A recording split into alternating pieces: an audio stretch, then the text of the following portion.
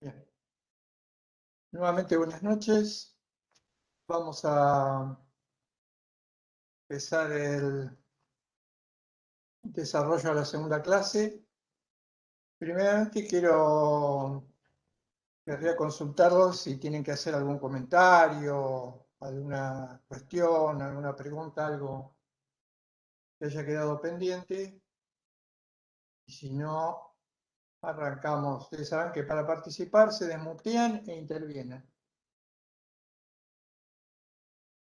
Si no, lo que entonces vamos a hacer, si por el momento no hay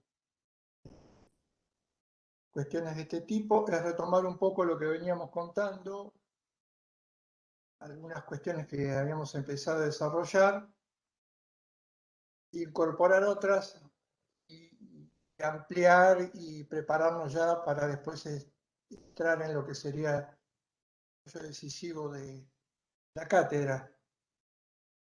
Ustedes saben que una cuestión fundamental que estuvimos planteando en la clase anterior era el tema de introducirnos en lo que significaba la filosofía, la ciencia, entender cómo se relacionan estas formas de conocer con el derecho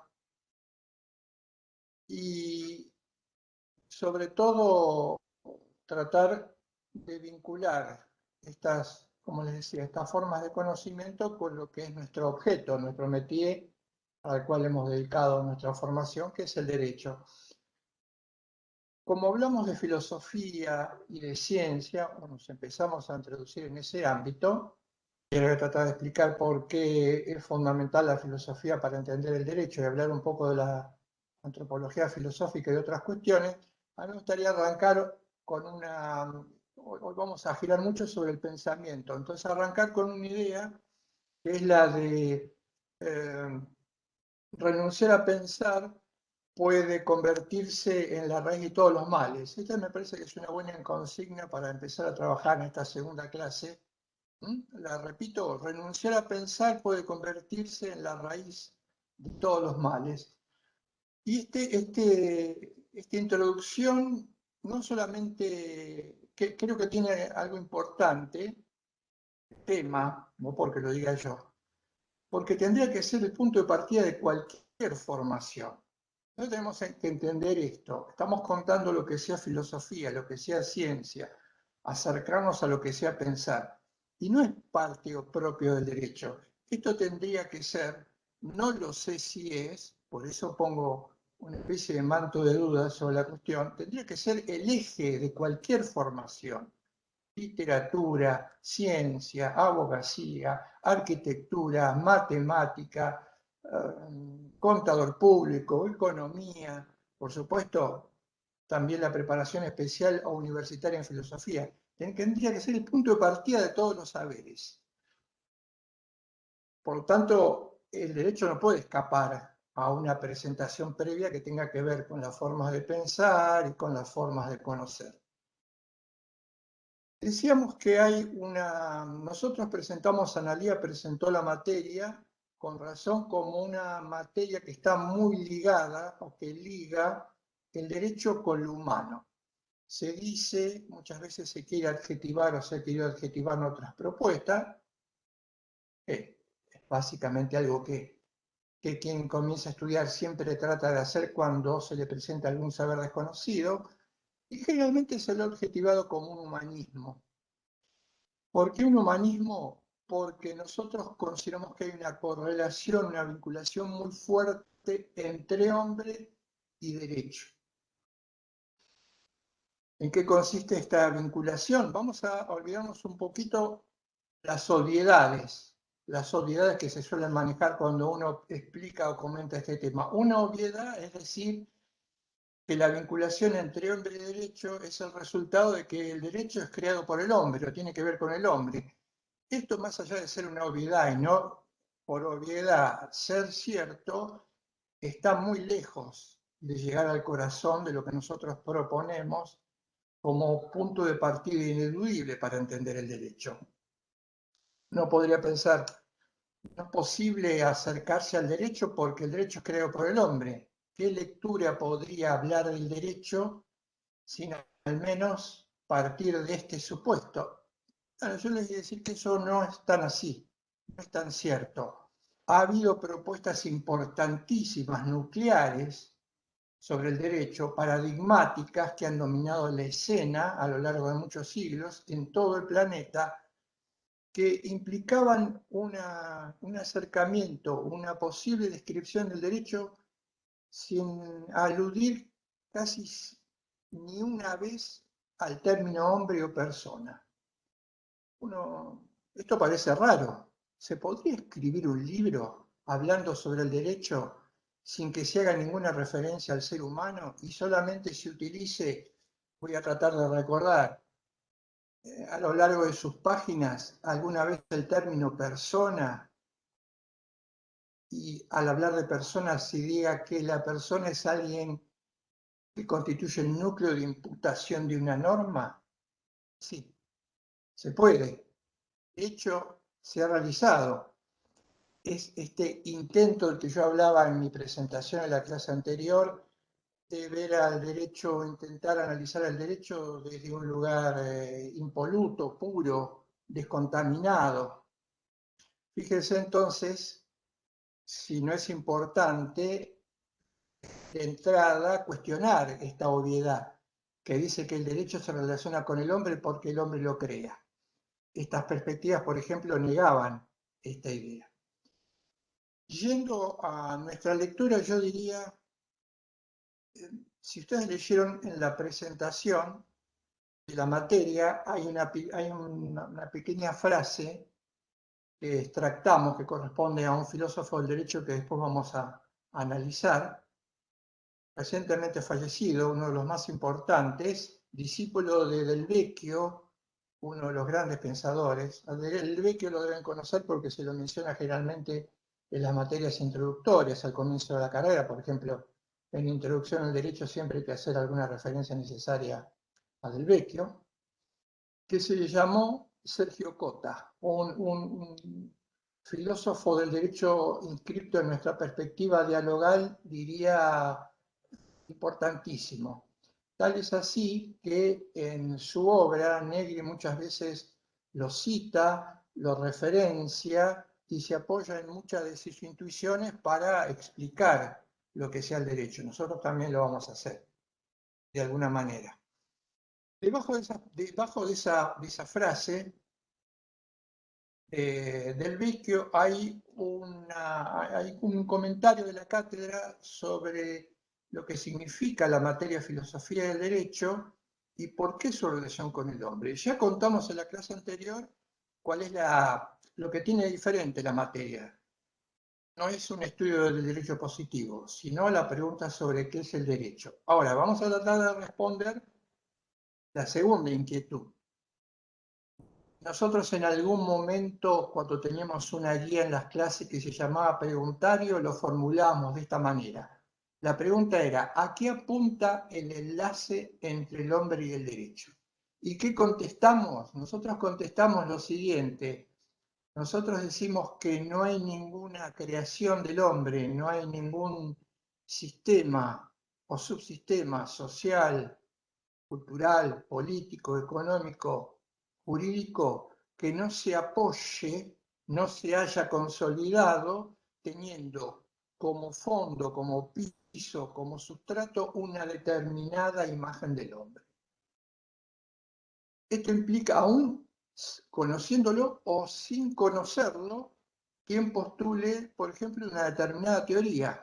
Vayamos a un terreno también conocido por ustedes. Por ejemplo, alguien que propugna una teoría económica. Sea consciente o no, quien la propugna construye esa teoría económica teniendo como fondo una determinada imagen del ser humano. Puede saberlo, puede ser consciente de esto y puede no ser consciente de esto. Sin embargo, es imposible que una doctrina, un texto, una explicación, una estructura social, el Estado, la forma de enseñanza, la forma de pensar, la cultura no se apoye sobre una imagen del ser humano. Si esto es cierto, nosotros lo consideramos así y estamos incorporando argumentos que lo confirmen o que lo refrenden, se nos abre un interrogante importante, que es el siguiente. ¿Qué imagen del hombre? Cualquier imagen del hombre, cualquier lectura sobre el ser humano, cualquier perspectiva. Hagamos en esto una aclaración. Hay muchísimas lecturas sobre el hombre, muchas interpretaciones sobre lo que sea el ser humano. Por supuesto, no las podemos ofrecer a todas. Primero, porque sería un ejercicio tal vez estéril. Segundo, porque tal vez no conozcamos todas las lecturas. Y tercero, y esto me parece lo más importante, siempre hay que conocer en profundidad dos o tres perspectivas, que las perspectivas que no se conocen o solo se han tratado superficialmente no se cuentan bien. ¿Qué es lo que uno tiende a contar bien? Aquella perspectiva que abraza por convicción, por entrecruzamiento con otras lecturas, la que uno considera desde su propio núcleo que es la que tiene razón de ser. Entonces, esa es la que se cuenta bien. Por eso nosotros contamos esta perspectiva. Yo les dije en la clase anterior, hay muchas perspectivas sobre el derecho. Ojo, cuidado, hay muchas lecturas sobre el derecho. Pero está bien que así sea, porque es en la confrontación de argumentos en donde uno puede validar cuál es la que le parece más adecuada, correcta o con la cual comulga o empatiza. Por supuesto, ofreciendo argumentos. Lo adelantó Nalía en la clase inaugural, cuando habló brevemente de la filosofía del diálogo. La lectura que nosotros propiciamos para entender al hombre es una lectura dialogal. Y entonces, ¿qué vamos a hacer a partir de este despostulado punto de partida? Ustedes van a ver, hoy de alguna manera tangencial, no de lleno, pero nos vamos a empezar a meter tomando mano de una disciplina que forma parte de la filosofía y es parte de los sistemas educativos que forman a quienes estudian filosofía. Esta disciplina se llama antropología filosófica. Va a ser necesario pasar antes de llegar al derecho por un ejercicio que implica de alguna manera hacer, por supuesto, mucho más sencilla, no al nivel de una formación filosófica universitaria, pero no por esto exento de rigor, introducimos en la antropología filosófica. ¿Para qué? Para conocer cuáles son o cuál es la condición humana. Hay muchas lecturas, como les dije, nosotros nos vamos a apoyar en esa interpretación dialogal, que como bien se definiera en la clase anterior, una lectura dialogal es aquella que nos dice, voy acá a recrear, voy a citar por primera vez a Sergio Cota. Sergio Cota en su texto, pero en una cita que después ustedes van a leer cuando nos acompañen a leer la obra del doctor Negri, El Derecho, dice lo siguiente. Él dice, el yo es en la medida en que es en relación, y fuera de la relación no es más que una mera abstracción. Acá hay toda una definición de antropología filosófica y de antropología dialogal. Está diciendo que los seres humanos no somos sino en la medida en que nos relacionamos con otros. Y fuera de una relación con los otros no es posible pensarnos como seres humanos, a riesgo de convertirnos en una mera abstracción. Ahora, primera salvedad que hay que hacer, o primer llamado de atención. Este no es, lamentablemente, el punto de vista predominante en los últimos siglos en la cultura occidental moderna. Esta lectura sobre el hombre.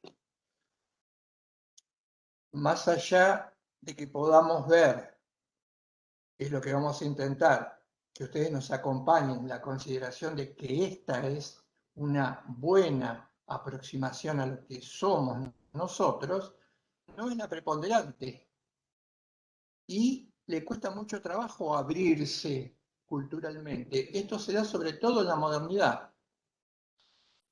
La propuesta, la imagen del hombre dominante, y yo diría todavía hoy, a pesar de que tiene grandes resistencias, pero lamentablemente la práctica dominante es la que se llama, es la contraria, es la que considera que el hombre subsiste por sí mismo, no necesita de las relaciones con los demás, y la presencia del otro, lo dijo Nani en la primera clase, la filosofía del diálogo marca que la presencia del otro es constitutiva de mi propia realidad. ¿Qué dice esta lectura dominante? Que no es constitutiva, que es consecutiva.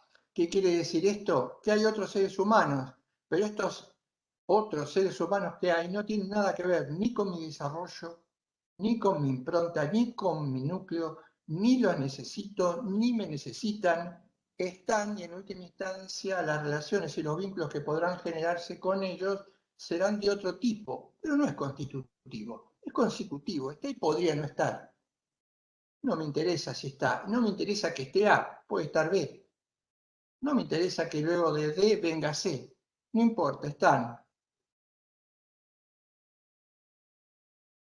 Entrecomillado, tendré que aguantarlos, pero en definitiva son como especie de, son como concomitantes, no hacen a la verdadera esencia de desarrollo de mi condición humana.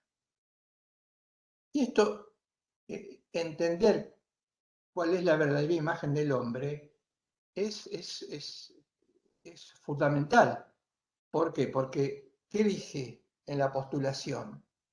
Cuando se elabora el orden jurídico, cuando se elabora el orden económico y cuando se elabora el orden político, este orden se elabora apoyado en una determinada imagen del ser humano. Entonces es importante. ¿Por qué es importante? Si la imagen del hombre que sustenta ese conglomerado económico, político, jurídico, educativo es equivocada, tenemos un problema grave, pocas veces detectado, muchas veces ocultado y las más de las veces ignorado. Es un problema grave. ¿Por qué grave? Porque el sistema social o el subsistema social, y ahora enseguida vamos a ver cómo llegamos a esto, que se genera, no va a dar los resultados que se supone que deberían dar o que deberían generar. Tenemos que someter a crítica. Fíjense, acá introduzco un término que va a ser como una especie de idea de cabecera en estos desarrollos y en los que van a seguir. Nosotros tenemos que criticar. Para criticar tenemos que conocer, para saber si ese constructo está bien o mal elaborado. Acá ya tenemos un trabajo importantísimo. Acá ya tenemos una carga, diría, horaria y en vida abrumadora. Porque no solo tenemos que aprender, sino tenemos que saber criticar aquello que aprendemos, para saber si aquello que estamos aprendiendo lo estamos aprendiendo bien o nos los están enseñando bien. Y esto, ojo, no es una tarea que alguien podría pensar o que desde mucho tiempo se piensa, solo se puede conocer algo o juzgar u opinar sobre algo cuando se lo conoce a fondo. Entonces, a nivel educativo, ¿cuál era el leitmotiv? Este leitmotiv no sé si habrá desaparecido. Supongo que no, tal vez no sea tan dominante o tan vigente como en mi época, pero el leitmotiv era, el alumno no puede cuestionar, no puede criticar, porque para eso es alumno. Una vez que deja de ser alumno, entonces sí puede entrar a cuestionar que se conoció. Ahora, acá hay un inconveniente. ¿Cuál es ese inconveniente? Tal vez ustedes ya lo estén intuyendo. Si yo lo que aprendí no se corresponde con lo que tendría que haber aprendido, ¿cómo me doy cuenta? Si asumo que tengo que escuchar y que no tengo que preguntar, si asumo que tengo que repetir y que no tengo que cuestionar, si asumo que tengo que entender como cierto aquello que supuestamente quien tiene autoridad para hacerlo lo dice, ¿en qué momento lo recibo? Si no pregunto cuáles son los argumentos que se apoyan para que se me diga que algo es así y no que simplemente tengo que decir es así y tengo que repetirlo, en cuyo caso voy a ser premiado con una nota, tema básico de evaluación. ¿Cómo voy a dar cuenta si eso es cierto, si eso es verdadero? Cuando completo mi formación, en lo que menos me fijo, en lo que menos voy a preguntar y menos voy a cuestionar, porque tal vez mi sentido común lo rechace, ¿cómo voy a volver atrás sobre lo aprendido para empezar a ver si lo que aprendí era correcto o no? Eso ya aparece incorporado en mi propio esquema mental, pero yo no sé a ciencia cierta si lo que incorporé y con lo que empiezo a leer la realidad es correcto o es falso. ¿Se equivocaron o erraron? Salimos, nosotros lo llamamos marco categorial. A familiarizarse con este término. Si lo quieren más sencillo, con el lente. Salimos a la calle con un lente teórico con el cual captamos la realidad, se supone que formados jurídicamente hablando. Entonces, cuando uno sale de la facultad, tiene una especie de lente teórico con el que empieza a analizar la realidad de una manera como no la analizaba con anterioridad. Se supone que la analiza jurídicamente. Ahora, lo dejo planteado.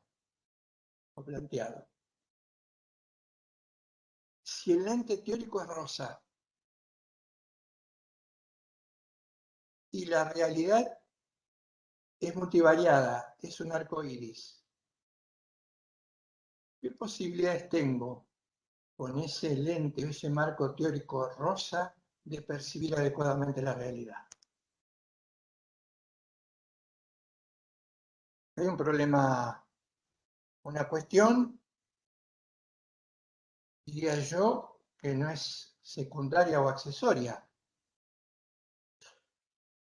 Pero hay otra cuestión que quiero plantear antes de meterme un poco más entonces en la antropología y en la filosofía, o volver un poquito sobre lo que sea filosofía, y llegar, objetivo es llegar a plantear hoy qué sería pensar.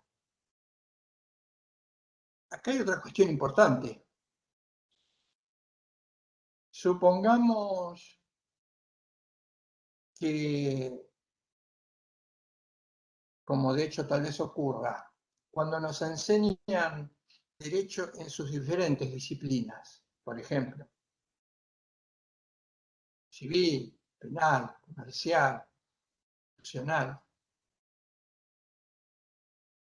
alguien puede decir, se enseñan esas materias, pero no necesariamente quien nos enseña esas materias nos enseña al comienzo y nuevamente, porque esto sería tal vez redundante, tedioso o estéril, que debe interpretarse por derecho. Nos enseña la materia, procesal, finanzas. Acá hay un error. Aun cuando nos enseñen o se nos enseñe una materia con determinado nombre y no se nos diga de ninguna manera cuál es la concepción de derecho que tiene quien está enseñando esa materia puntualmente en sus contenidos, al bajar los contenidos, va a bajar, aunque sea no explícitamente, y esto de manera disimulada, pasando por desapercibido para quien lo absorbe, una concepción de derecho que él tiene, y esto sería lo más grave, que tal vez no sea consciente. ¿Y qué puede ocurrir? Y esto lo vamos a plantear en clases ulteriores, pero ya lo vamos considerando como parte, lo tenemos que empezar a considerar como parte de esta preparación. ¿Qué es problematizar? Acá lo que estoy haciendo es problematizar. Tenemos que aprender, los seres humanos, cuando nos formamos, es a problematizar aquello que se está intentando aprender. Y les decía, se transmite una determinada comprensión del ser humano. Y tal vez quien esté enseñando no sea consciente de esto. Sin embargo, quien lo está recibiendo lo absorbe. Por ejemplo, muy sencillamente, porque después se va a desmenuzar muy bien. Si yo confundo derecho con poder, que son dos formas diferentes de convivencia o de organización social, y bajo una explicación sobre el derecho que en última instancia no refleja el derecho, como diría Negri, el verdadero derecho, sino el falso derecho, aquel que lo entiende como un ejercicio de poder. Yo lo incorporo, mi cabecita lo incorpora, aunque no haya sido explícitamente tematizado. ¿Y cómo incorporaría mi cabeza que está recibiendo ese conocimiento una impronta que liga el derecho con el poder? Por ejemplo, a través de una definición. Alguien descuidadamente, en algún momento, tira la siguiente expresión. Dice, el derecho como al pasar, porque ustedes saben que el derecho es un conjunto de normas que emana de autoridad competente, y sigue con los contenidos. Claro, claramente, ahí está incorporando una noción de derecho al pasar que, lo podemos decir ahora, no tiene nada que ver con el derecho. Se corresponde con otro tipo de visión, que es el poder. Después lo vamos a analizar con más detalle. Pero esto ya se incorporó, no se discutió, no se argumentó. Se supone que el derecho está ligado a la autoridad, y el que detenta el poder es el que elabora el derecho. De ahí va a venir el famoso problema de entender el derecho como la ley del Estado, en la que me voy a meter dentro de un rato cuando hablemos de los problemas que tenemos al pensar, sobre todo al pensar lo jurídico. Y acá habrá que hacer un ejercicio fuerte, porque un buen aprendizaje empieza cuestionando todo aquello que puede generar cierta soberbia intelectual, aun cuando se esté aprendiendo. Generar esa soberbia intelectual que todos tenemos implica que cómo voy a cuestionar algo que yo ya considero que sé, que está sabido y que me lo dieron masticado y me dijeron que ya estaba masticado, entonces ya estaba sabido y que yo luego incorporé simplemente como algo que es así porque así me dijeron que tenía que ser. Volviendo al ejemplo, otra definición que se tira en otro lugar y en otro momento, técnica de control social.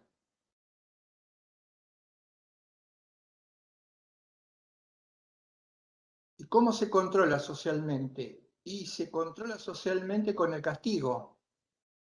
Entonces, cuando yo salgo formado con mi lente, con mi marco categorial teórico, que dice que el derecho es, que no es, todo lo que se dijo, que a mí me dijeron que era.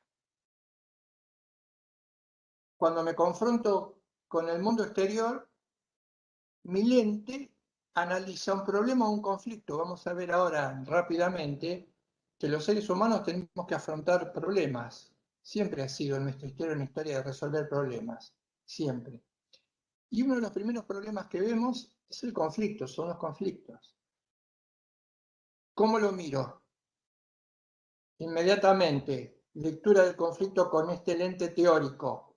Hay un problema que tiene que resolverse. ¿Cómo se resuelve? Tengo el derecho, porque el derecho me permite controlar. ¿Controlar socialmente qué? Controlar socialmente los que generan el conflicto. ¿Y cuál es el resultado final?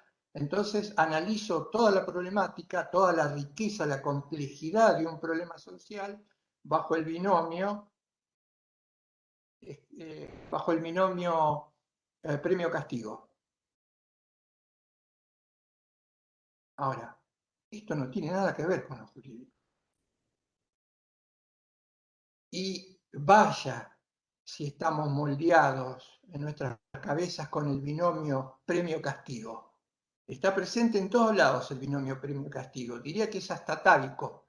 Ahora, no tiene nada que ver con lo jurídico. Lamentablemente, si lo que buscamos es honestidad intelectual, este esquema, este lente teórico internalizado, es como mirar, yo necesito anteojos para leer, es como salir a la calle o tratar de leer y que me falte un cristal. Sí, puedo suponer o creer que leo, pero en realidad no estoy mirando nada, estoy mirando una cosa completamente distorsionada. Esto puede ocurrir, de hecho ocurrió, y no hay ninguna duda, por ser fieles a la realidad, que hay generaciones de juristas en el mundo, generaciones de abogados en el mundo. Mi generación no es una excepción, lo asuma o no lo asuma, que es una cuestión diferente, que ha internalizado este concepto de lo jurídico como la puesta en juego, en realidad, del binomio premio-castigo. Esta es una cuestión que después sobre la cual vamos a volver y sobre la cual hay que volver. Sobre todo si se quiere pensar con rigor el derecho. Y eso es lo que tenemos que aprender, a pensar con rigor el derecho. Porque además también nos pone en una encrucijada, nos pone en un problema. Es tener que apelar a la herramienta que queremos para generar una respuesta a esos problemas. ¿Y qué ocurre en la práctica? En la práctica ocurre que muchas veces nos damos cuenta que las herramientas que tenemos son limitadas.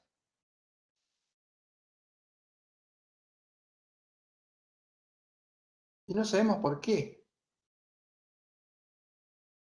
Y la limitación está precisamente en que la herramienta ha sido mal conformada.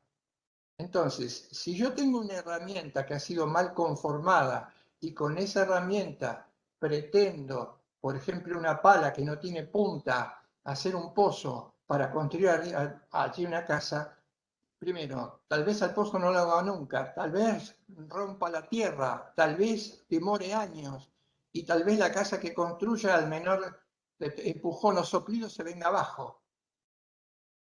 Pero es porque la herramienta está mal confeccionada. Y hagámonos esta pregunta.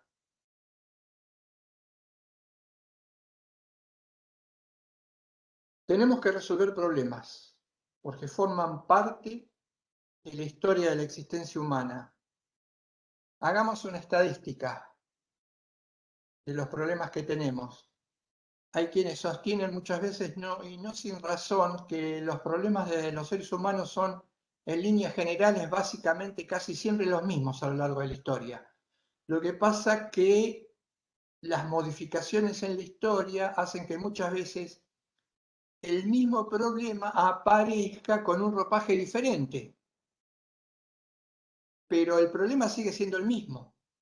Y tal vez la diferencia está en que el problema que hoy tenemos, que es el mismo que existía cuando empezaron a pensar los griegos, y por la coyuntura la respuesta debe ser diferente, implica que es el mismo, pero ya hoy no le podemos dar la misma respuesta porque el contexto es distinto, pero el problema es igual. Los problemas subsisten, las respuestas son insuficientes. ¿Qué es lo que está pasando? Por ejemplo, nosotros apelaríamos al derecho, otros apelarían a la economía, otros apelarían al pensamiento, aunque también derecho y economía apelaría al pensamiento, otros apelarían a la forma de educar, otros apelarían a la forma de pensar, de congeniar ideas, pero no están dando las respuestas suficientes. ¿Dónde está la cuestión? Nosotros decimos, el problema sigue estando instalado en esa concepción del ser humano.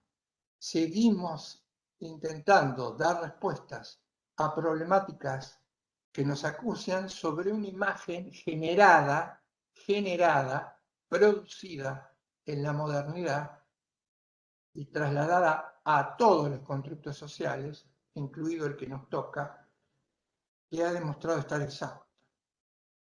Aprovechemos entonces esto para introducirnos o volver un poquito a lo que sea la filosofía.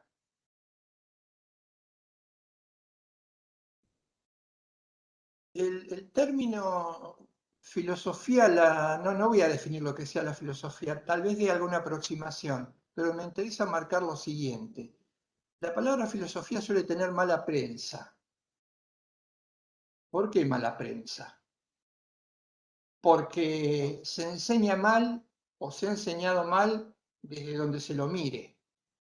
Quien ha tenido una formación filosófica, por ejemplo, si en el secundario ha tenido esta materia, yo lo recuerdo, ¿qué se enseñaba en filosofía? En filosofía se enseñaban innumerable cantidad de autores y pensadores que comenzaban con un ejercicio muy difícil, que era retener el nombre de sujetos griegos. Entonces, nombres largos, muchos. ¿Y qué de cada nombre largo? Y dos o tres ideitas. Si yo largo una idea muy particular y sigo con la cuestión, a mí no me queda nada de lo que yo quiero explicar generalmente con esa idea particular, porque está descontextualizada. Entonces, ¿qué me queda? No me queda más remedio que aprenderme de memoria un nombre como Anaximandro que decía que la realidad está conformada por y así la historia.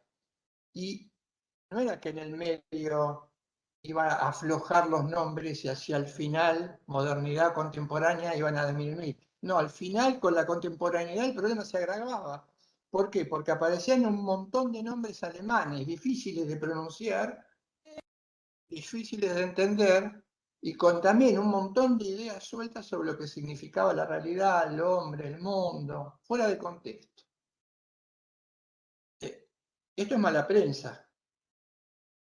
Fíjense, alguien extrapolado años después en una carrera universitaria, en donde tiene que aprender leyes, artículos, códigos, fórmulas, reglas, que en algún momento aparezca la palabra filosofía. Si tiene recuerdo de eso. Sí, ¿qué hace la filosofía en este ámbito? ¿Qué papel juega la filosofía en el derecho? Y no es algo que se me ocurre a mí. Fíjense que hay intentos en el primer mundo, por suerte se los ha frenado, de sacar la disciplina filosofía de los sistemas de enseñanza. Porque algunas mentes creen que la filosofía, con la idea que yo les acabo de dar, de lo que se llama el aprendizaje escolar de la filosofía, no sirve para nada, no tiene ninguna utilidad, es cierto. No es útil ni inútil. Sí es necesaria por lo que les voy a contar ahora, pero tiene mala prensa. Ahora, eliminar la palabra filosofía de una currícula como la abogacía, no sé si a algunos habrá ocurrido, supongo que algunos lo habrán pensado. Necesario, vamos a hacer una encuesta para que ustedes nos digan si les gustaría que la asignatura estuviese o no. Seguro se animarían a contestarla. No sé si les ponemos un detector de verdad, pero no importa. Dicho esto, supongamos que eliminamos filosofía del derecho de la currícula y de otras materias o formas de aprendizaje. La sacamos. Entonces, los devaneos sobre lo que es el hombre, los devaneos sobre lo que es el valor, los devaneos sobre lo que es pensar no están más. Acá están las cosas concretas, lo que hay que saber. Los artículos, el código, la constitución, la declaración de derechos. Acá está. Esto hay que leerlo. Esto es concreto, esto es lo que hay que saber. ¿Habría desaparecido la filosofía? No. ¿Por qué no? Por lo que dije anteriormente. Ojo, y esto sería lo peor. porque uno estaría incorporando nociones filosóficas sin saberlo, desprevenido. Esto sería peor todavía, aunque no lo supiésemos. ¿Por qué? Al enseñar algo, aunque no se mencione la palabra filosofía, humanismo, derecho, lo que fuese, valores, lo que fuese, la forma de enseñarlo, la manera de entender lo que se está enseñando, ya está reflejando, está siendo soportada por una determinada forma de entender lo que sea la filosofía y lo que sea el hombre. El problema es que no se muestra. El problema es que se asume. No hay nada peor. Es cierto, primero hay que darse cuenta, pero yo les aseguro que no hay nada peor que asumir algo, tener algo en nuestra cabeza, en nuestra caja de herramientas conceptuales, sin saber que lo tenemos ni por qué lo tenemos. Y que después en algún momento aparezca. No hay nada peor que eso. Ahí está, pero no lo podemos cuestionar. La filosofía, la antropología, la manera de entender la realidad va a estar, aunque quien lo cuente no lo diga, suponga que no exista o haga como que no tiene ninguna importancia. Entonces, no hay nada mejor, porque si esto no se puede evitar, que seamos conscientes cuál es el modelo, el ideal, el paradigma que está por debajo de aquello que se aprende. Primero, para entenderlo. Segundo, para cuestionarlo y criticarlo. Y tercero, para hacer lo propio si es que realmente estamos convencidos de esto. Les decía, este es el problema de la filosofía. Pero además otra cosa que hay que desmitificar. La filosofía no es algo que han practicado personas selectas en la historia de la humanidad. Poquitas. Porque nacieron con algo, no se sabe por qué, un don que los demás mortales, los demás miles de millones de mortales a lo largo de la historia no tienen. Entonces se ve al filósofo como una persona que a lo mejor por un golpe de gracia, un rayo, una manzana, o vaya a saber qué avatar de la naturaleza, tiene supuestamente más capacidad que los demás. Que no podemos sino barruntar o pensar cosas comunes o básicas. No, esto está alejadísimo de la realidad. Pero además, no inocentemente está alejado de la realidad. Si yo le hago creer a alguien que solo es capaz de generar pensamientos comunes, pero que no es capaz de generar pensamientos que supuestamente genera otro, que es un filósofo, esto es porque está limitado, porque tiene ciertas limitaciones que no puede superar. Entonces tiene que acomodarse a pensar a como dé lugar, lo que implica ya una visión pesimista. Todo lo contrario, vamos a reemplazar, hagamos esto aunque sea hoy, reemplacemos la palabra filosofía, filosofar, si parece muy cargada de algo que se escapa a nosotros, mortales comunes, reemplacémosla por la palabra pensamiento. Dejemos por un lado filosofía, pongamos la palabra pensamiento, pensar. Todos nosotros estamos convencidos de que pensamos, todos nosotros decimos que pensamos, todos nosotros decimos, estás pensando bien, estás pensando mal. No es familiar el término pensar. ¿Mm? Si alguno de ustedes le dijese, ¿te animás a filosofar? ¿Te animás a pensar? Sí, supongo que sí. Después veremos, porque otra cosa es pensar bien o pensar mal. Reemplacemos el término filosofía por el término pensar. ¿Qué significa pensar? Y acá me voy a apoyar en una disciplina que hoy está muy en auge, forma parte de las ciencias, es la neurociencia. Neurociencia es una forma de conocimiento científico con un pasado bastante reciente. ¿Qué dice la neurociencia? Que sea pensar. Pero un pequeño paréntesis. Y veamos esto. Un filósofo que se llamó Martin Heidegger, que pensó, teorizó y escribió sobre lo que sea filosofar o pensar, decía lo siguiente, decía,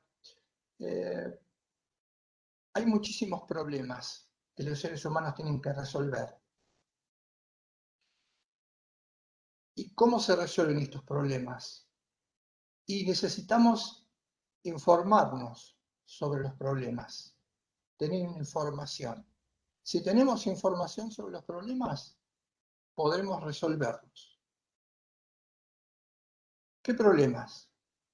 Busquemos problemas básicos de toda la historia de la humanidad. La pobreza, el hambre, la desigualdad, la injusticia, los crímenes. Estos son los problemas fundamentales de la existencia humana.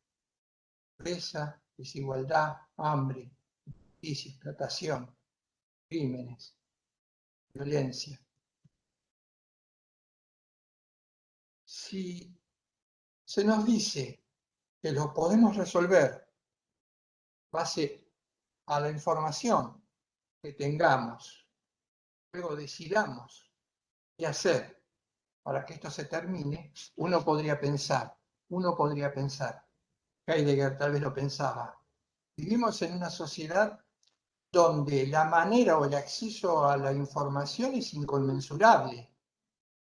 El acceso que hoy el ser humano tiene a la información quintuplica, sextuplica el acceso a la información que tenían sociedades como las medievales y las antiguas.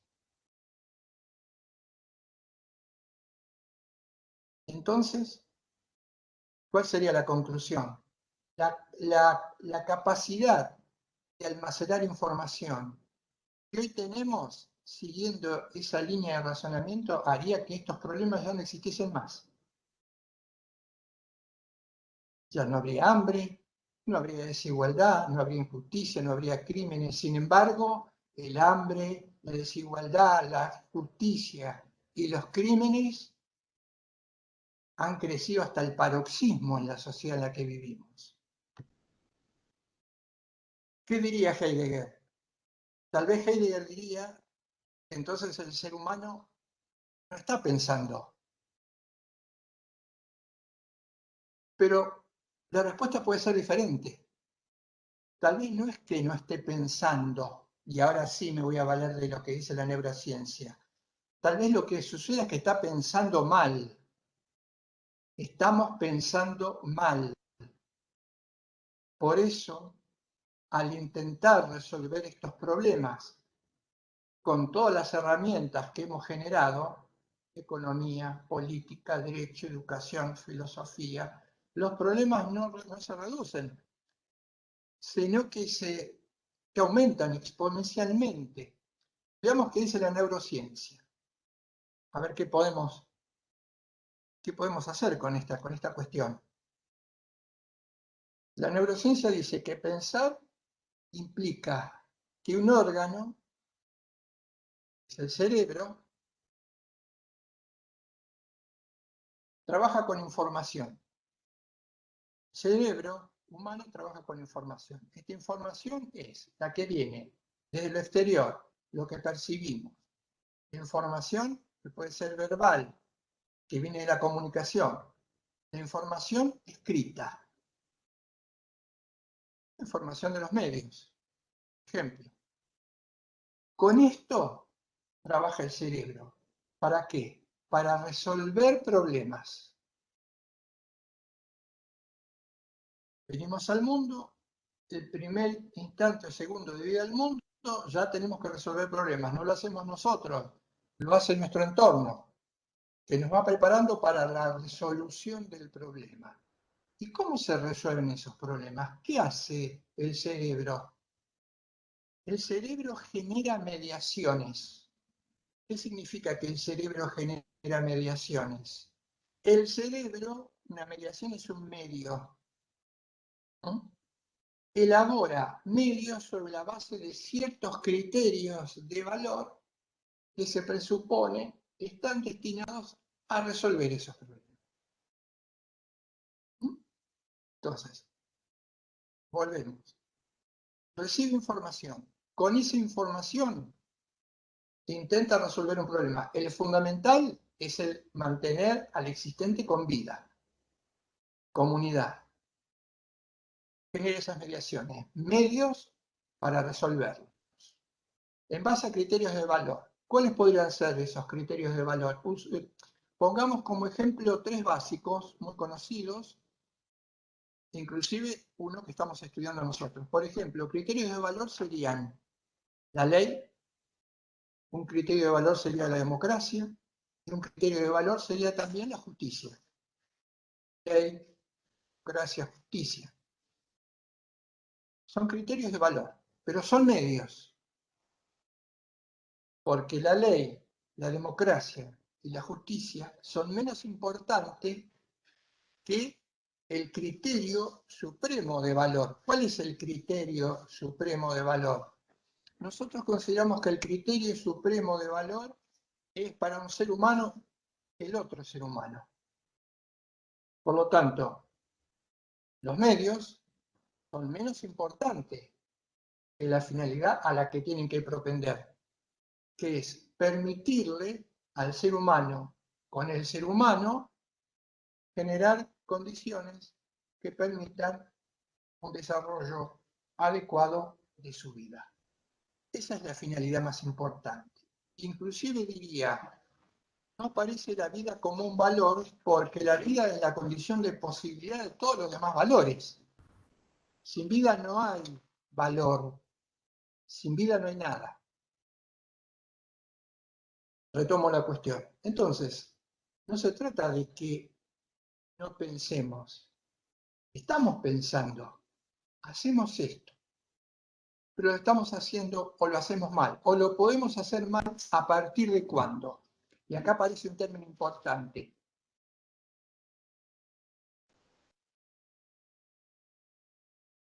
Se fetichiza el pensar. El término es difícil, viene de fetiche. El problema es que hemos fetichizado el pensar. Lo hemos convertido en un fetiche. ¿Qué es un fetiche? ¿O qué significa fetichizar?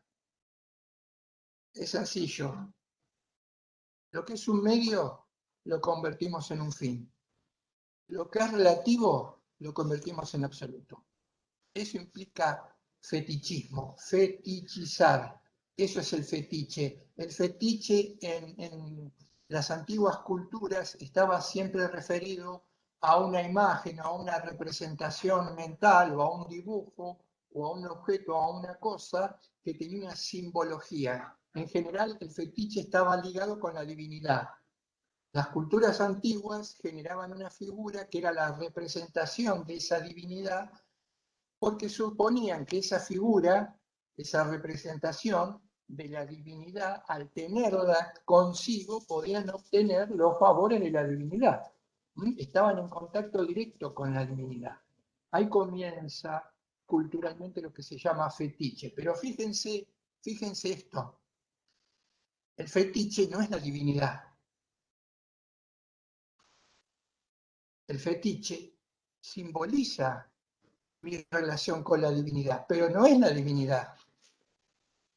Para la cultura antigua es un medio para alcanzar la divinidad.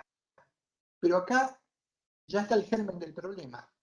¿Cuál es el germen del problema? Lo hacían las culturas antiguas y lo hacemos nosotros hoy. Tenemos el fetiche que representa la divinidad, la autoridad o lo que fuese, y nos terminamos olvidando de que esa representación se convierte en un fin en sí mismo, en una autorreferencia. Me olvido de la divinidad, la tengo en el fetiche. Permítanme que haga discurso a lo religioso, ya que estoy hablando de divinidad. En el Antiguo Testamento,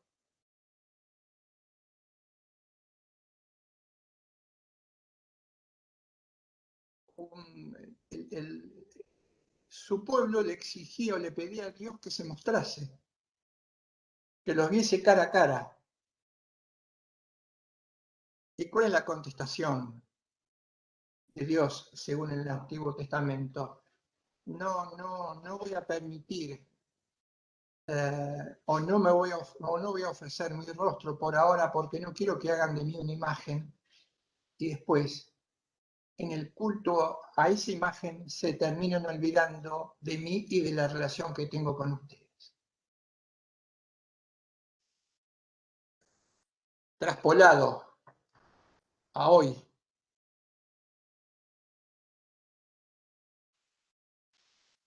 podemos elaborar una imagen que supuestamente represente la divinidad. ¿Mm? Por ejemplo, un cartoncito con una figura. Ahora, ese cartoncito y esa figura se fetichiza cuando yo supongo que mi vínculo con lo divino está simplemente entrecomillado en la adoración a esa figura o a esa imagen. Ahí ya convertí ese cartoncito en un fetiche. Entonces yo puedo hacer todos los actos de contrición del mundo, todas las invocaciones del mundo, todos los rezos posibles del mundo, pero esa imagen ya no es la divinidad. Y en la adoración de esa imagen me olvidé de lo más importante, que el vínculo con la divinidad se juega en la relación. Traje esto a colación porque esto también nos pasa a nosotros. Esto es fetichismo. ¿Mm? En el pensar, convierto un medio en un fin. La ley. La ley es un medio. ¿Cuándo se hace la ley autorreferente? Cuando se convierte en un fin en sí mismo. ¿Qué implica que se convierta en un fin en sí mismo? Implica que la ley tiene que ser obedecida, aun cuando obedecerla implique cumplir con cuestiones que no privilegian la realización del ser humano, sino que lo impiden. ¿Oyeron? Cuando se dice, muchas veces he escuchado, le dice, pero es la ley, a la ley hay que cumplirla, fetichismo de la ley. Perdón, ven en la expresión, si la ley es una porquería, ¿por qué la voy a cumplir? Si la ley es una porquería, no puede contribuir a la realización del ser humano. Si aún así sostengo que hay que cumplirla, aun cuando sea una porquería, porque la ley es la ley, entonces ya caí en fetichismo. Y en consecuencia, en violentar lo que sea un medio para alcanzar un fin. Por supuesto, la finalidad que busco con una ley, con ese alcance, con ese sentido, no lo voy a lograr nunca. Fíjense, reduciendo mi explicación, sintetizando mi explicación, fíjense en la democracia. Es un medio. Y hoy están en boga, ¿no? A veces la palabra democracia aparece muy en boga periódicamente, lamentablemente en ciertas instancias, y después desaparece. ¿Qué sería de convertir a la democracia, que es un valor, en un fetiche? Suponer que la democracia es un fin en sí mismo que se agota con la colocación en una urna de un sobre. Eso es fetichizar la idea de democracia. Por eso los politólogos hablan de una democracia de baja intensidad y una democracia de alta intensidad. Una democracia de baja intensidad es la que reduce o la que se reduce a creer que el juego democrático implica de tanto en tanto, en cuanto, y en un periodo poner un sobre dentro de la urna. Pero entonces allí se ha convertido un medio en un fin en sí mismo. Porque el voto puede ser importante, pero reducir las posibilidades del juego democrático de una sociedad exclusivamente al momento de introducir un sobre, después de conociendo la labor y el papel del ciudadano a lo largo de todos los días en donde esto no se produce, implica un fetichismo a la democracia y de baja intensidad. No, tiene democracia porque va a votar tal día cada 2 o cada 4 años. Tiene democracia. rechazando todas otras formas de generación de una auténtica vida democrática que tiene que ver con la deliberación, con la participación, con el involucramiento, la posibilidad de involucrarse, con la protesta, con el derecho a protestar. Todo eso después se reduce, es más, hasta se criminaliza. Fíjense, un autor constitucionalista joven, muy recomendable, Roberto Gargarella, que tiene una obra impresionante y tiene muy buenos trabajos y tiene un texto que yo recomiendo, si no lo he leído y si no se los ha recomendado. La ortodoxia no suele recomendarlo, porque la ortodoxia se ajusta a la certeza, a la tradición, a la costumbre, a lo ya sabido, y por supuesto le tiene un terror al cuestionamiento, a la pregunta, a la subversión, ¿no? Yo subí, disculpen que me disperse en estos segundos, subí un trabajo que creo que lean, que me parece que puede ser interesante, que es de un autor, Araujo Frías, que la teníamos en el primer grupo de trabajo, que habla el título casi lo dice todo, y puede despertar múltiples reacciones. La filosofía, un oficio subversivo. Es muy interesante.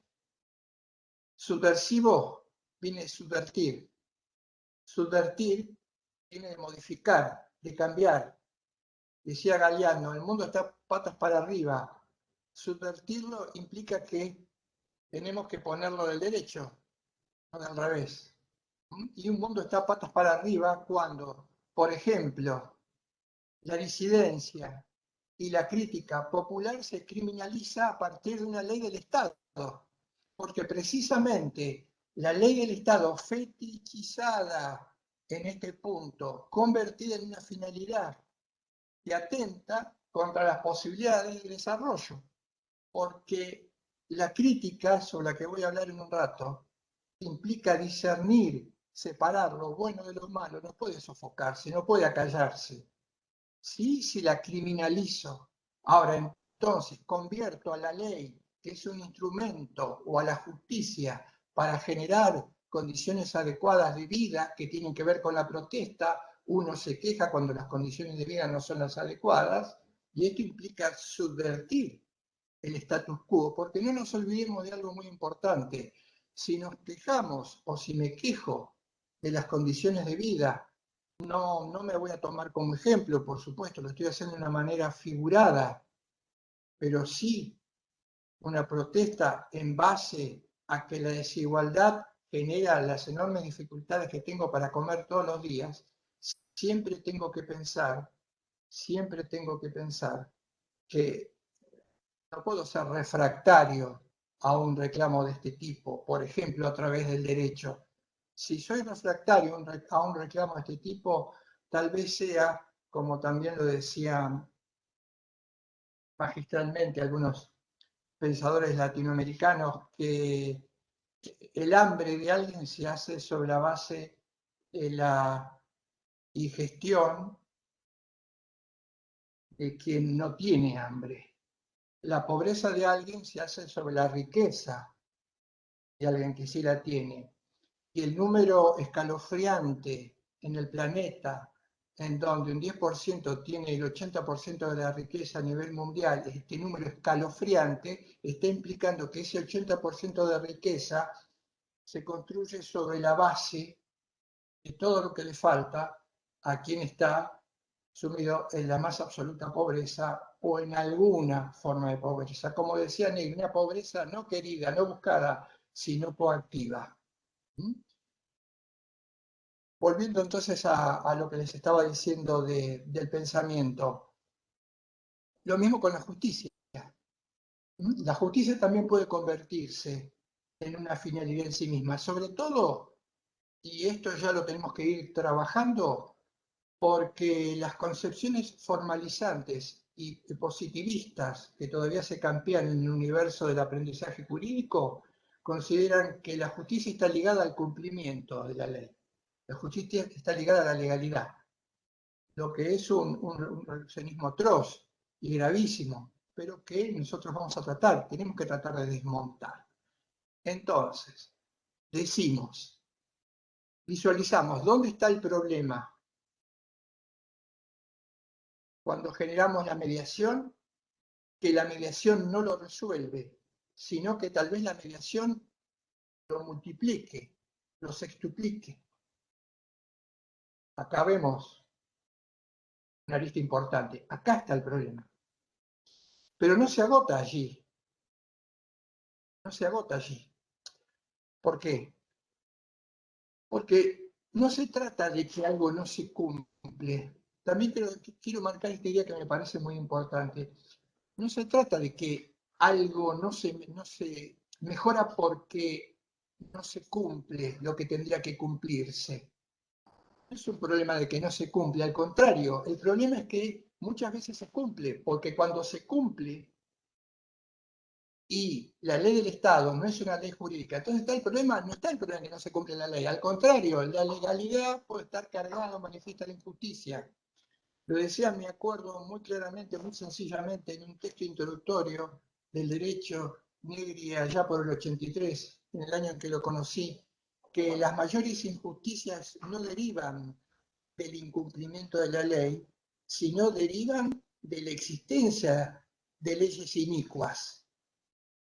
Gran verdad, decía Negri.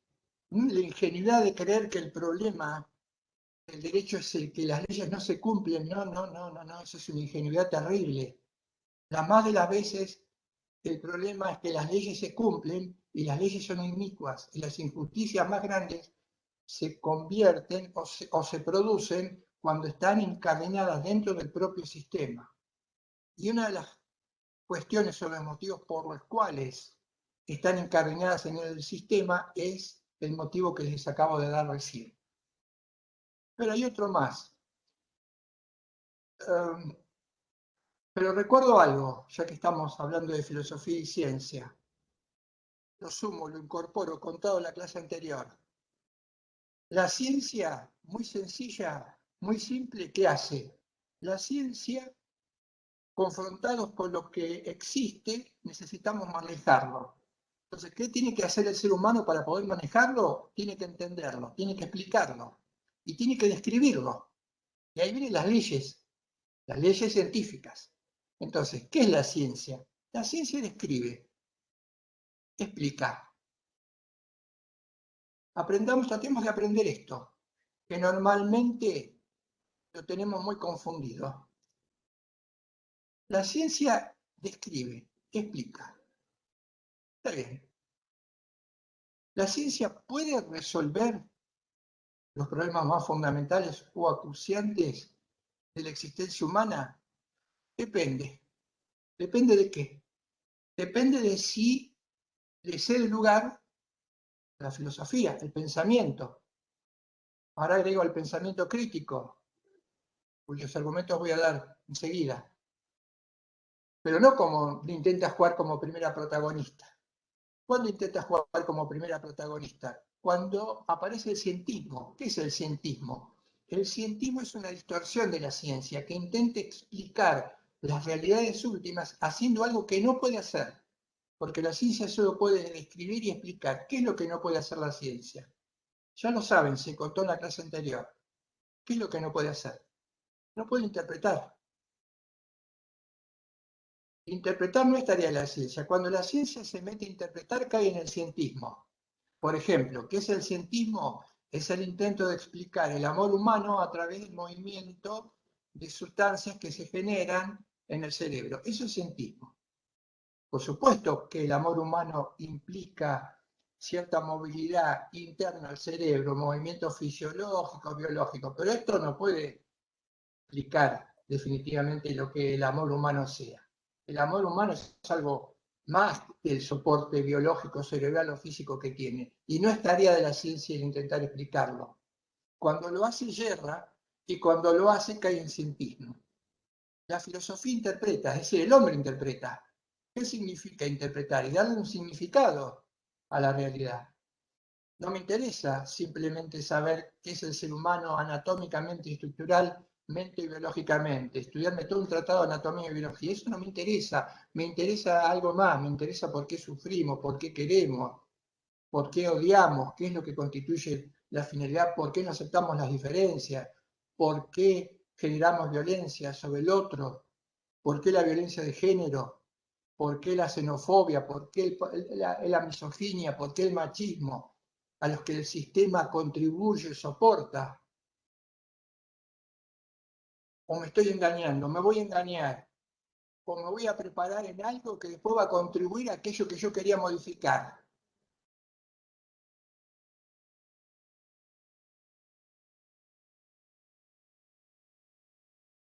Hay otra cuestión, interpretar, darle el sentido o significado. Y esto solo lo podemos hacer pensando, pensando críticamente. ¿Por qué? Porque acá esto va de origen a una distinción también que los abogados, concepto inclusivo, abarca a todos, todos los abogados, todas, inclusivo, no terminamos todavía de aprender bien. Dije, la ciencia explica, describe, la filosofía interpreta, pero nosotros que estamos estudiando el derecho, nos metemos en una dimensión, nos vamos a meter en una dimensión normativa. ¿Qué implica esa dimensión normativa? Que lo que estamos estudiando, el métier que estamos estudiando, genera un deber, algo más que una explicación, lo que debe hacerse. Y esto, el derecho como fenómeno normativo, ¿a qué apunta? Primero, apunta a que si hago algo, me apoyo en el derecho para justificarlo. Si le pido algo a alguien, me apoyo en el derecho para justificar mi pedido. Si le exijo algo a alguien, me apoyo en el derecho para justificar esa exigencia. Entonces tenemos dos cosas diferentes que hay que separar. Una cosa es explicar, otra cosa es justificar. Una cosa es explicar, otra cosa es justificar.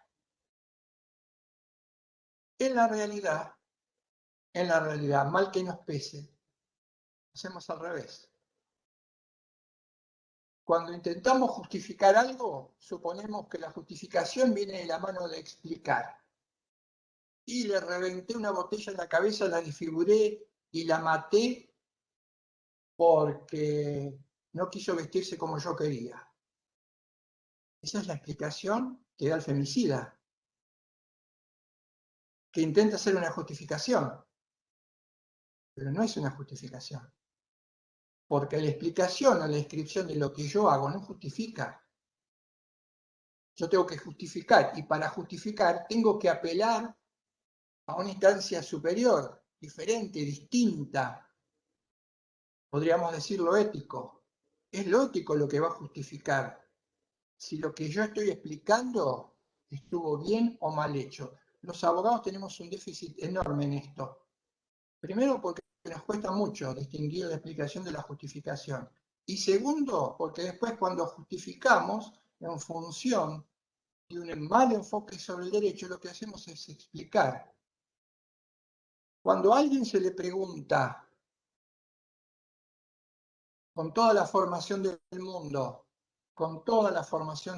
los títulos, adjetivos, cuadritos, que quieran y que imaginen, ¿cómo o de dónde surge el deber de tener que realizar algo que viene incorporado a una ley? La respuesta que la mayoría de las veces he escuchado, habiendo formulado esta pregunta, no habiéndola formulado, o infiriéndola del discurso que tiene que ver con temas de derecho jurídico, pero que está implícita, es y porque en última instancia esa ley es válida. Porque en última instancia esa ley deviene de la Constitución. En consecuencia, formalmente válida, deviene de la Constitución, y la Constitución es el último soporte en el que yo puedo basarme o apoyarme para considerar que una ley, que un conjunto de leyes, que un sistema jurídico es válido. ¿Hemos contestado la pregunta sobre la justificación del deber? No, de ninguna manera, bajo ningún punto de vista. Y hagan, si pueden, si se animan, si quieren, hay quienes están formateados con esta manera de entender lo jurídico, pero que a veces se prestan a discusiones y a conversaciones, que en la mayoría de los casos vistos, y si seguimos pinchando en el aprieto, terminan en la Constitución. Y de allí no se los puede sacar. Porque claro, no han entendido, no entienden, no saben qué es la normatividad, no saben qué es la obligatoriedad, que se disfraza bajo la idea de coactividad, de lo coactivo. No lo saben. Pero si yo enseño esto, es una estafa. Es una estafa. Estoy enseñando el poder, no estoy enseñando el derecho. Una sentencia genera una obligación, no porque la dicta un juez, no porque la firma un juez, no porque se apoya en la normativa, no porque ha sido un juez designado, no porque está dentro de un edificio. No, la sentencia es obligatoria si la conclusión que saca el juez se apoya, y esto lo tiene que hacer de manera explícita o implícito, en consideraciones de tipo ético-moral que van mucho más allá de la fuerza o la autoridad que tiene al dictar la sentencia y que va mucho más allá del común de las sentencias, que en última instancia se apoyan exclusivamente en la autoridad de la ley. Esto no genera obligación, no se puede pasar de lo que es a lo que debe ser. Es un principio de la filosofía. No puedo sacar de lo que es lo que debe ser. Por eso, el derecho no puede ser obligatorio si no es apoyándose en contenidos morales. Porque en última instancia, una sentencia que se dicta exclusivamente, como la mayoría apoyándose en una normativa, con escasa referencia a consideraciones éticas o morales, no es una sentencia que tiene en última instancia como autoridad la posibilidad de ser ejecutada coactivamente. Pero eso es otra cosa. La autoridad de una verdadera sentencia, la autoridad de una verdadera ley, se deberían o se tienen necesariamente que apoyar en este deber ser. Y ese deber ser, vamos a ver, esperemos, a lo largo del curso, solo se encuentra en nosotros mismos. Volviendo al ejemplo, les decía, ¿qué pasa con el pensamiento crítico? Un filósofo dijo en algún momento, uno de los rasgos del pensamiento crítico es la duda. Los griegos decían, es el aguijón, la comedia griega, Aristófanes, el aguijón de la abeja, el que pica, ¿no? Que pica para que, para que nosotros estamos formateados, abducidos muchas veces y narcotizados por el entorno o el sistema, nos despertemos, ¿no? La aguja, el aguijón, que pica. Por eso Sócrates lamentablemente terminó muerto, porque Sócrates acicateaba y aguijoneaba a sus coterráneos diciéndole que estaban haciendo mal las cosas. Por eso lo condenaron. Hipatía, la primera mujer griega, científica, mártir, muerta también, contemporánea de Platón. ¿Qué le pasaba a Hipatía como mujer? Hipatía se oponía a la bajada de autoridad que las autoridades religiosas en ese momento daban. Y ella decía que tenía que haber algún compromiso, alguna vinculación, alguna relación entre la divinidad y los seres humanos, que no podía hacerse todo a ciegas, nada más que porque venía producto de la divinidad. Bueno, también fue muerta por esto. Eh, entonces, este filósofo dice, estamos en un problema. La filosofía de ser un despertador, un aguijón, porque necesariamente nos lleva de la mano de la duda, que es un elemento fundamental para pensar críticamente, dudar, todo.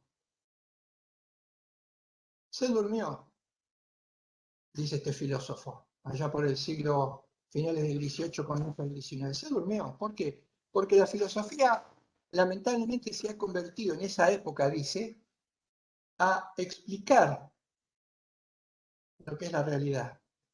Y está faltando otra cosa. Está destinada a generar otra cosa. Lo que tiene que hacer la filosofía es transformar la realidad. La filosofía está para transformar la realidad. ¿Cuáles son los peligros que el pensamiento, o a los que el pensamiento crítico puede sucumbir? Estos peligros son, como dije hoy, las certezas, la tradición, la costumbre, la ilusión.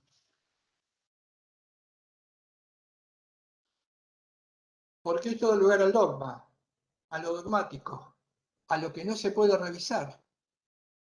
Y todo tiene que ser revisado. Pero por lo menos tenemos que dudar de lo que se nos dice. ¿Qué implicaría dudar? Interpelar al otro. Lo que nosotros estamos contando tiene una pretensión de verdad. Nuestra perspectiva no dice que tiene la verdad, tiene una pretensión de verdad. Y la diferencia es importantísima, porque esta pretensión de verdad, ahora les explico por qué hablamos de pretensión de verdad, tiene que ser apuntalada, expuesta.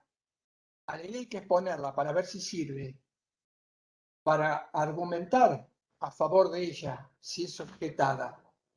Y en la argumentación, contraargumentación, entonces donde un punto de vista se puede hacer fuerte, no en la imposición, no en la domesticación, no en la no explicación, el argumento de autoridad, del que hablaba Carlos Santiago Nino, un gran filósofo del derecho argentino. Él decía, el argumento de autoridad. ¿Qué es el argumento de autoridad? Y yo lo voy a tratar de ejemplificar muy rápidamente de una manera sencilla, si se quiere, y hasta pueril. Recuerdo,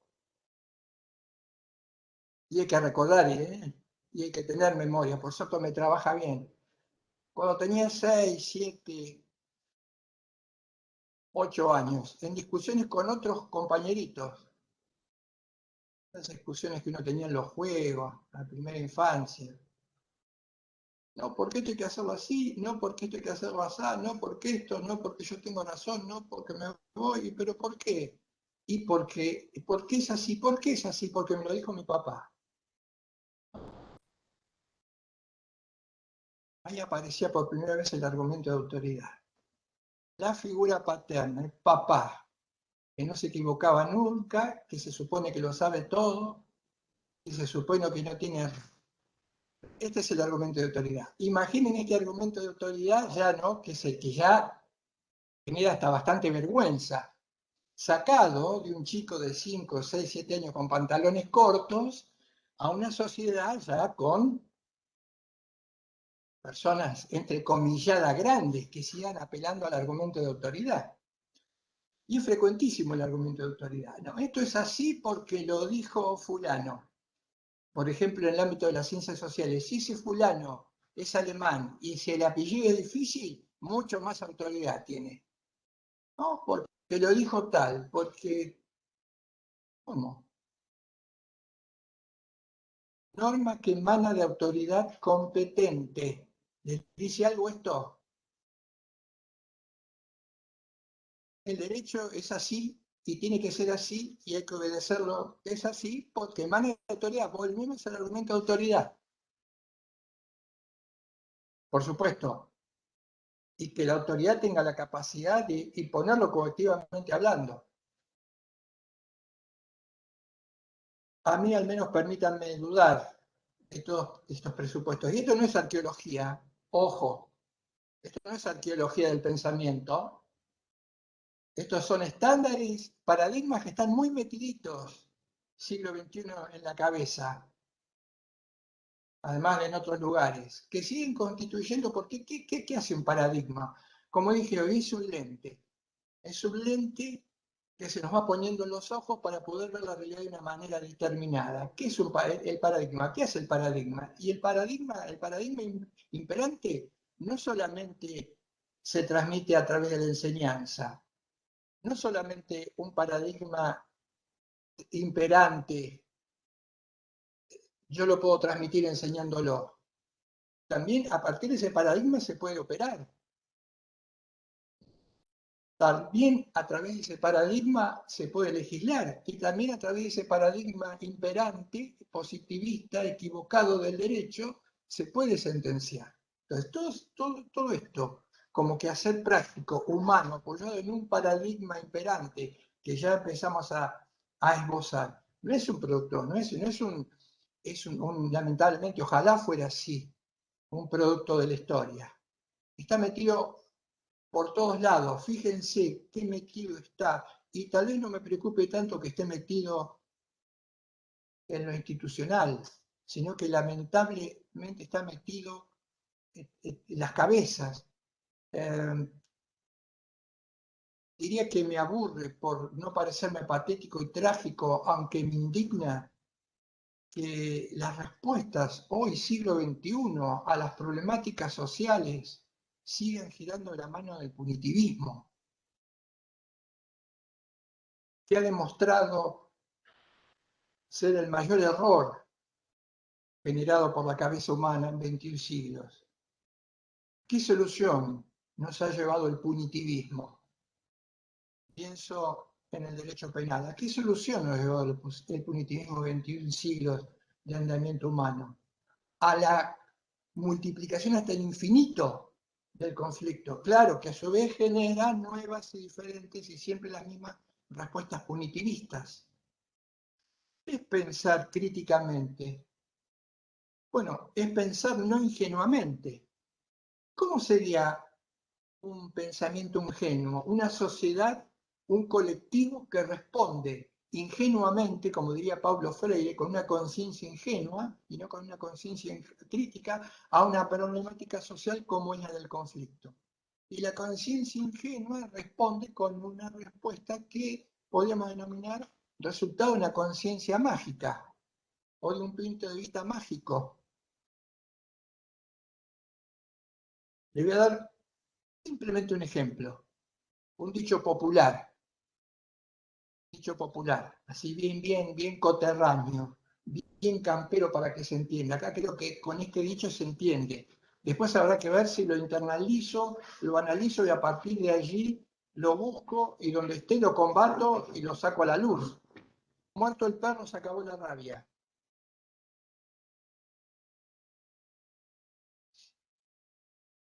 ¿Hay alguna sociedad en donde la rabia se haya erradicado matando al perro?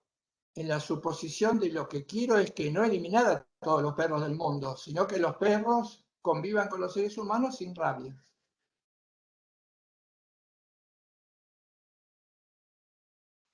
No existe, ¿no? No. Las respuestas que muchas veces se dan desde las mediaciones, y esto implica que hay que hacerse responsable de esto, hay que modificar esto, los que se están formando tienen que modificar esto, pero primero tienen que entender esto, tienen que comprenderlo. ¿Mm? Para que el día de mañana como abogados no sigan intentando responder con esa matriz de premio y castigo a las problemáticas sociales, suponiendo que eliminamos los autores del conflicto, eliminamos el conflicto. No va a ser que nos quedemos sin seres humanos. Pero algo más sobre el pensamiento crítico. Y para que vean que pensar y pensar de manera filosófica no es una cosa para iniciados, para entendidos, para élites. Da la mano de cualquiera. Por supuesto que hay que aprenderlo, hay que trabajarlo, hay que profundizarlo, pero estas son las herramientas que tienen como punto de partida. Decía un autor que nosotros utilizamos mucho, Luypen, un filósofo holandés, él decía, en última instancia, filosofía es reflexionar sobre la experiencia vivida. Fíjense qué sencilla la idea. Reflexionar sobre la experiencia vivida. ¿Qué significa reflexionar? ¿Qué significa pensar críticamente? Primero,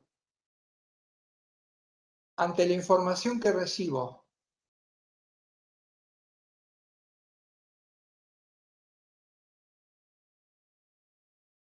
una pausa.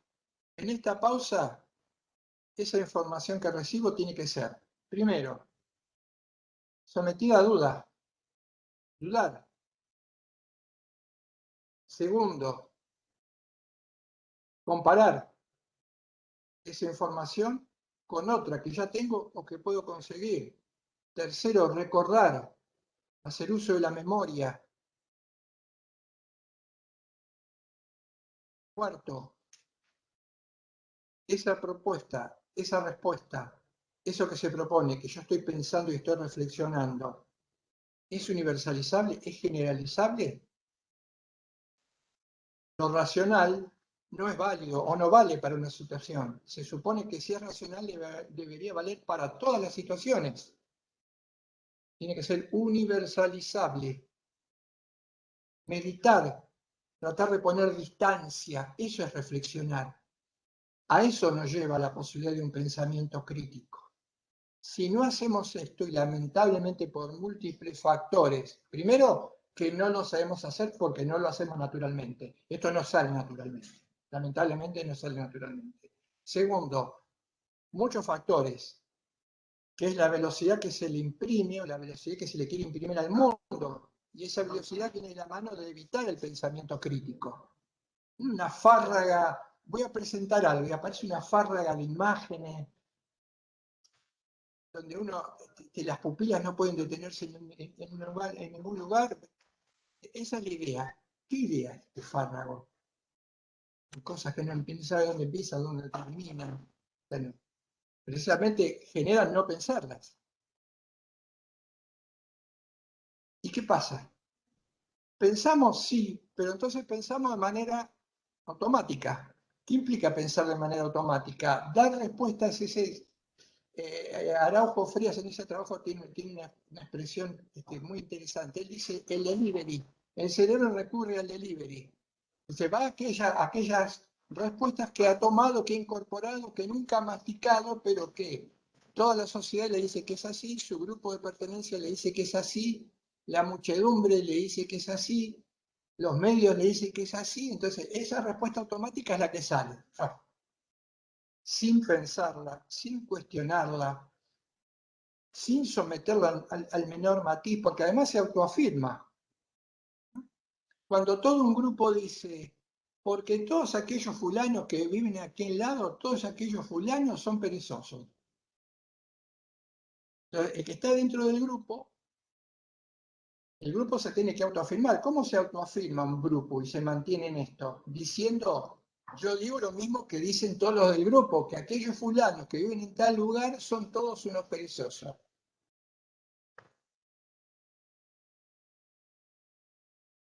El problema no sería la información falsa. El problema sería que no somos capaces de someterlo a crítica. No aparece la respuesta automática. Juan, que es un autor que nosotros manejamos, da un ejemplo muy entendible en la suposición, en la pretensión de verdad de que todos los que estamos acá sabemos manejar un automóvil. Y él dice, cuando uno está manejando un automóvil y va hablando con alguien, hace los cambios, frena, pone el guiño, entrecomillado de manera automática. Pero está pensando, dice él, aunque no lo parezca. Piensa porque se sitúa, sabe lo que puede pasar, lo que va a pasar, lo que está pasando y cómo reaccionar.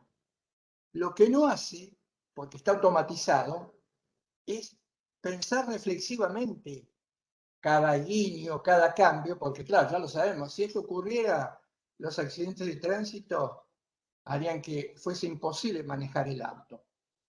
Pero ahí está la diferencia entre ese pensamiento automatizado, que en el ejemplo al automóvil sirve. Ahora, ¿ustedes saben un pensamiento automatizado para resolver problemas de carácter social? Para manejar el auto, digamos con Juan, que es válido y lo admitimos. Ahora, resolver problemáticas sociales de cualquier ámbito, jurídico, político, económico, apelando al delivery de ideas, de conocimiento, apelando a estas respuestas automáticas que no son reflexivas, nos ha puesto, nos pone en un problema. Eso tiene el pensamiento reflexivo, toma distancia, se aleja, sopesa. Los pensadores, los famosos pensadores en economía de la escuela de la teoría de los juegos, la teoría de la decisión racional, decían algo cierto. Ellos decían que para resolver un problema de una manera óptima deberíamos tener una información completa.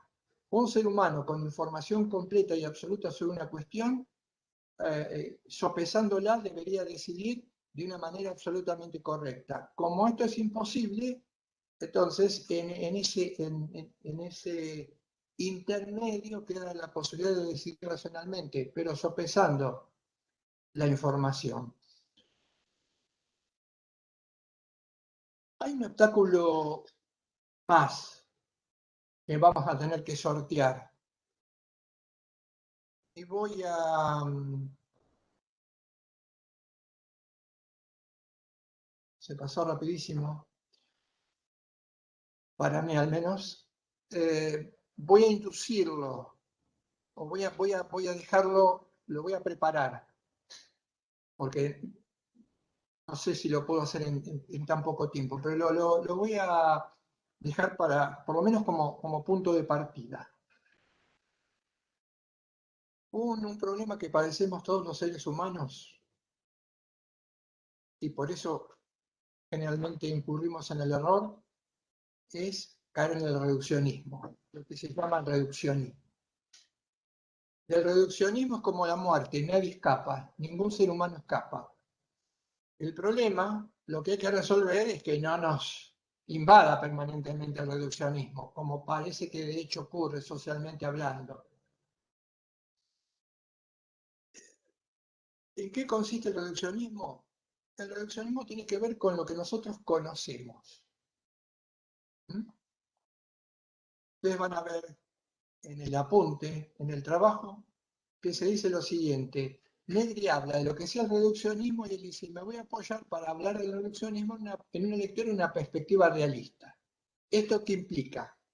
Primero, esto implica o hace suponer que la realidad es independiente de nosotros. La realidad que está allá afuera, que nosotros percibimos, es independiente de nosotros. Nosotros no la inventamos, no es el resultado de un estado de cosas psicológico o mental. Está fuera de nosotros, es independiente de nosotros. Por lo tanto, podemos captarla. La cuestión será, eso que conocemos como realidad y afirmamos como tal, la pared blanca, es susceptible de ser considerada verdadera o falsa. Pero además, para ser considerada como verdadero o falso, debe haber alguna referencia que me indique, que yo diga, esa pared blanca, que efectivamente la pared sea blanca. Entonces, nosotros podemos conocer la realidad, podemos emitir juicios de verdad o de falsedad sobre esa realidad y tenemos una referencia, debemos tener alguna referencia o herramienta que corrobore que este juicio sobre la realidad es verdadero o falso. Por lo tanto, fíjense qué vamos sacando, qué lineamientos vamos sacando. Lo verdadero no es verdadero porque lo diga yo, porque lo digan 20 o porque lo digan 10.000. Lo verdadero es verdadero si lo que yo expreso como tal puede ser corroborado por todos, mostrándole el camino a partir del cual llego a postular eso como real.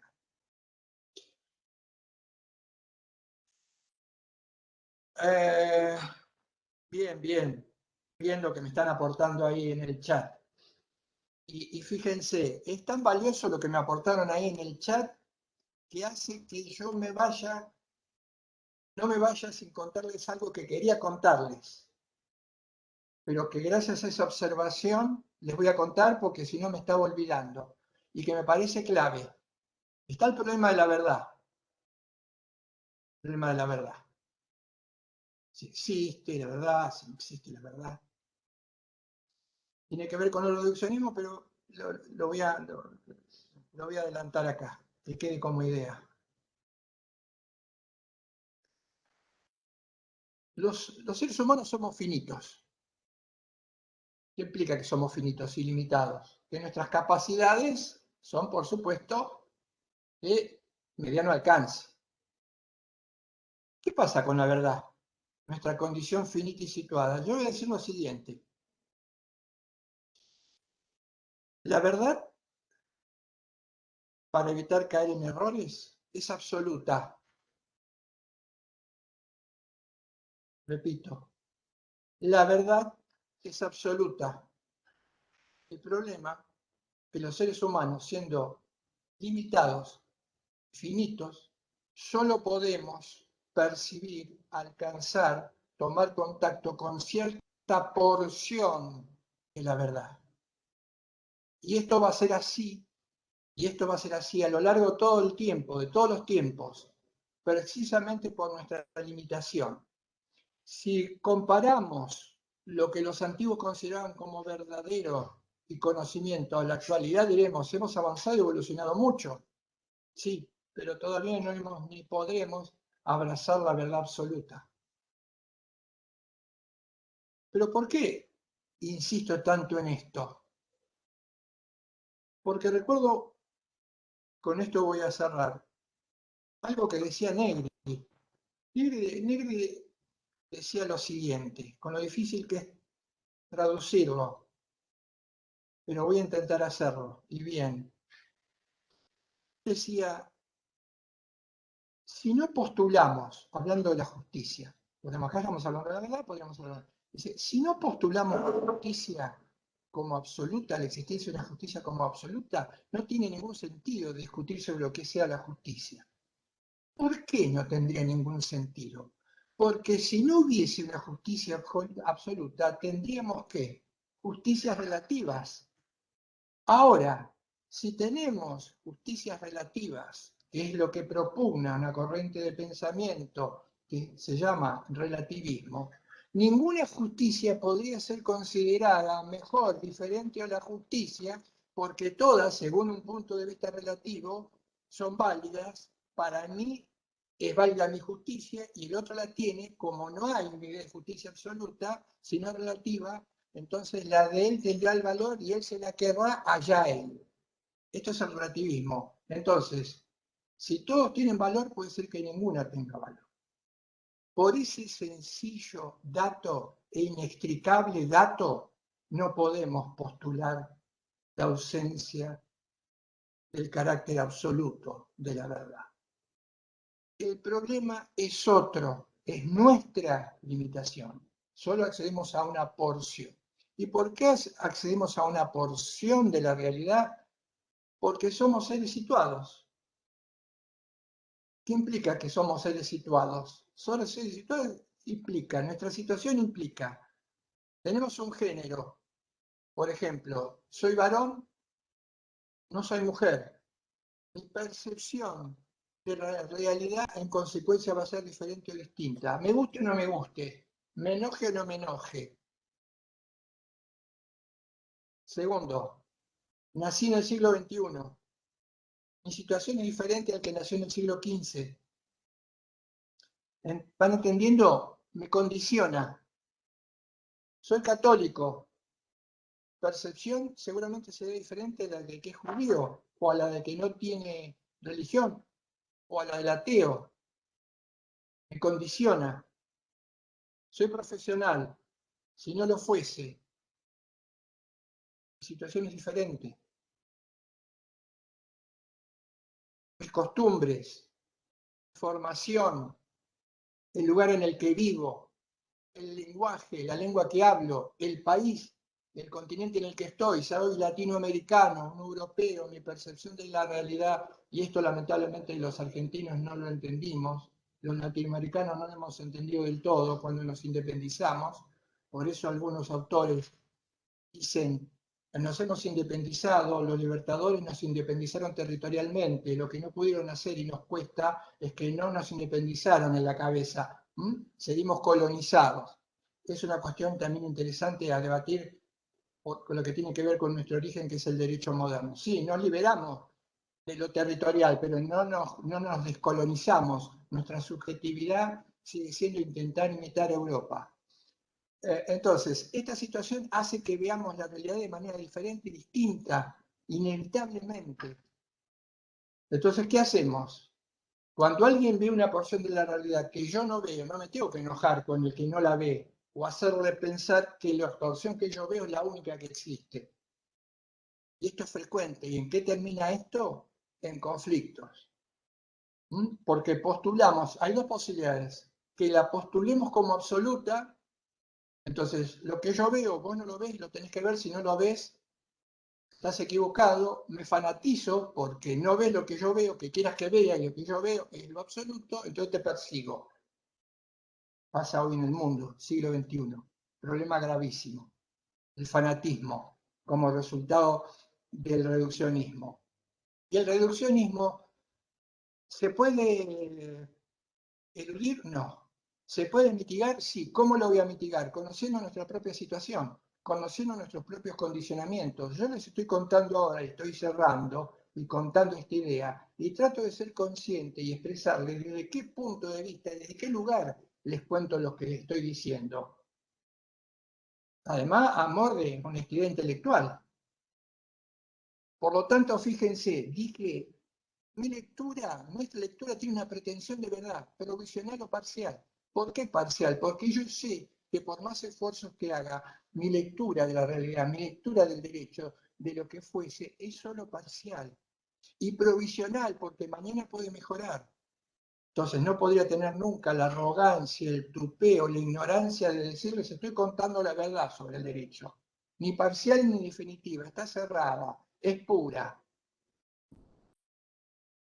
Me equivocaría, como nos equivocamos todos, y nos seguimos equivocando al no percibir el fenómeno de reduccionismo. La tarea es revisar nuestra propia situación. ¿Por qué digo esto? Y ahí viene la ideología. La ideología es creer que se sostiene algo porque es verdadero y en realidad lo sostengo porque hay factores que no tienen que ver con que estoy convencido, sino que van por otro lado. Esto es frecuentísimo en las ideas políticas. Tengo tal idea política, la cuestionaste, la revisaste, la puliste, suele ocurrir, ojo, suele ocurrir que esa idea política es la idea política que he bebido en mis grupos de pertenencia, generalmente idea transmitida de padre o madre, pero está revisada, está cuestionada, entonces no estoy creyendo porque estoy convencido, es el condicionamiento de haber sido la única idea que he escuchado al recibir. Y así con todas las cosas. Esto se va a seguir, cómo salir del reduccionismo, ampliarlo de la situación, que es un obstáculo importantísimo, lo vamos a desarrollar en las clases que vienen. Les doy un ejemplo para cerrar, que no se vayan sin ejemplos. El reduccionismo más difícil de sacar las mentalidades de las cabezas, no solamente jurídicas, sobre todo la jurídica, es que la ley es igual a derecho, que la ley de Estado es igual a derecho. Ese es un reduccionismo terrible, por donde se lo mire. Terminar hablando del derecho usando la expresión ley del Estado.